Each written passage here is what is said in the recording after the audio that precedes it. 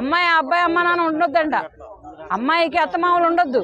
పిల్లలు పుడితే మాత్రం వాళ్ళు ముడ్లు కడగడానికి, వీళ్ళని ఎత్తుకొని ఆడించడానికి పాడించడానికి ఆయమ్మల్లాగా, స్కూల్ నుంచి తీసుకురావడానికి వాచ్మెన్ లాగా కావాలి వీళ్ళకి.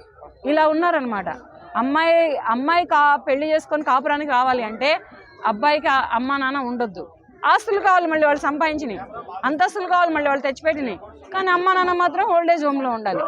ఇలా ఉంది వాళ్ళ రోజున అమ్మాయిల అబ్బాయిల వ్యవస్థ. అమ్మాయిల పేరెంట్స్ కూడా అలాగే మాట్లాడుతున్నారు.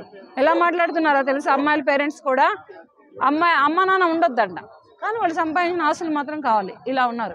కోర్టులో ఆర్డర్ ఇచ్చేసినాయి ఏమని, 18 ఏళ్ళు దాటితే ఎవరు ఇష్టం వచ్చినట్టు వాళ్ళు లివింగ్ రిలేషన్షిప్ పెట్టుకోవచ్చు అని. ఇంకా కోర్టులో ఇచ్చినప్పుడు కోర్టు ఇచ్చింది తప్పు. ఇంకా కోర్టులో ఇస్తే ఇంకా ప్రతి ప్లేస్ కూడా ఒక బూత్ ప్రపంచం అయిపోతుంది. ఇప్పటికన్నా కనుమరుగై అంతో ఇంత 4 గోడల మధ్య ఏ చెట్టు చాటునో ఏ గోడ చాటునో జరుగుతున్నటువంటి సంఘటనలన్నీ ఇక పబ్లిక్లో రోడ్ల మీద జరుగుతాయి అన్నమాట.